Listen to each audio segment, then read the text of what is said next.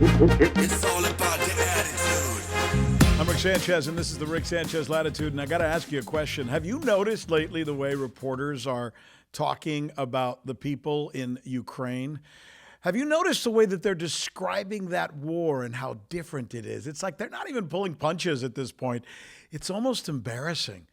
They literally will go on the air and tell you that we need to care more about a dead person from Ukraine vis-a-vis, let's say, a dead person from Iraq or a dead person from Afghanistan or a dead baby, for example, from Yemen. That the baby from Yemen, they really don't matter. They don't matter as much. That the dead person from Iraq, they just don't matter as much, or really any other part of the world. You know, forget Latin America. There was not long ago, really, a civil war in Guatemala. By some estimates, there were 200,000 people who died in that civil war.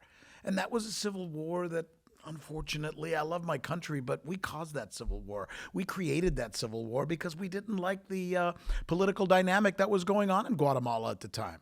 So, but do those people matter less than the people of Ukraine? Look, it's not about what position you take in the war in Ukraine. I know Putin's a dick and all of that stuff, and I get that, but why is it being reported in such a way so that somehow the people of Ukraine and their deaths matter more than the deaths of any other kind of person anywhere in the world? Because this is exactly as it's being reported by our media, and that just doesn't seem right. I got examples. I mean, you're going to be able to hear this for yourself, and there's a part of this that's going to make you wonder. This just isn't right. This just isn't right. Here's the first example. Here's a reporter who's actually filing a story about what's going on in Ukraine, and he says they are more important. This story is more significant because the people there are civilized. Here it is. But this isn't a place, with all due respect, like Iraq or Afghanistan, that has seen conflict raging for decades. This is a relatively civilized, relatively European, I have to choose those words carefully too. Now, he kind of caught himself, right? After he says it, you can hear him go, "Oh, I just said civilized. That was what I meant, but it's not what I meant to say."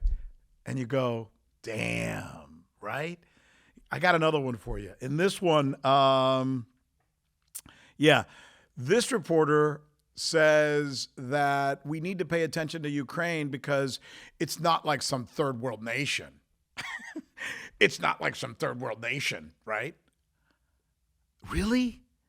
Here it is. Now the unthinkable has happened to them. And this is not a developing third world nation. This is Europe. And we're not done yet. Here's another one. This one goes to exactly what a lot of people are thinking when they watch the broadcasts. There was recently a reporter on, I think it was CNN, and she was just crying and she couldn't control herself. Tears just started rolling out because she saw that there was a child, and it was a cute kid, blonde hair, who was injured, and she started crying when the mother described the son's injury and this horrible war that's going on in Ukraine, and she cried. And I thought to myself, isn't that funny that she's crying in this situation with Ukraine? But, I've known this person for a long time, and I've watched her for years, and I've never once seen her cry about the supposed 50,000 children who have died in Yemen, and those children are dying in a proxy war where our military hardware is being used by the Saudi Arabians. So essentially that's our war. But who cares whether it's us or anybody else? 50,000 children in Yemen have died over the last year. 50,000 little children, and she's not shed one tear for them. But yet she cries for this one child and and sobbing. And I just thought, wow. But is it because that child has blue eyes and blonde hair? Is that what it is? Well, you can't say that, right? You can't say that. However, this reporter that you're about to hear actually does. Take a listen. I'm sorry. It's very emotional for me because I see European people with blue eyes and blonde hair being killed, children being killed every day with Putin's missiles. And now we get to this really important point made by this reporter where we actually hear what she's thinking, right? And it's this. Let's see, we covered civilized, right? Because they're more civilized, they matter more. We covered that it's not a third world nation. We covered blue eyes and blonde hair as I look at my notes. But what about this one? Because they're Christian and they're white. They're Christian. Again, what you're about to hear is a reporter actually saying these words. They're Christian and they're white. Here it is. Just to put it bluntly, these are not refugees from Syria. These are refugees from neighboring Ukraine. I mean, that, quite frankly, is part of it. These are Christians, they're white.